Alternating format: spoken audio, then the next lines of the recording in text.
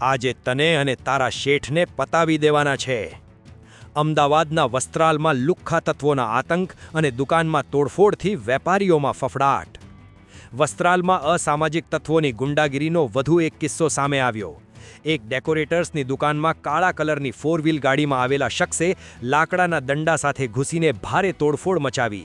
તારા શેઠ ક્યાં છે તેમ કહી ગાળો આપી દુકાનના કાચ ફોડી નાખ્યા અને જાનથી મારી નાખવાની ધમકી પણ આપી. આ સમગ્ર હિંસક કરતૂત દુકાનમાં લાગેલા સીસીટીવી કેમેરામાં કેદ થઈ ગઈ છે, જેના વિડીયો હવે સોશિયલ મીડિયામાં વાયરલ થઈ રહ્યા છે. મળતી માહિતી મુજબ આ આરોપી છેલ્લા 10 વર્ષથી વિસ્તારમાં અનેકવાર તોડફોડ અને મારામારી કરી ચૂક્યો હોવાના આક્ષેપ છે.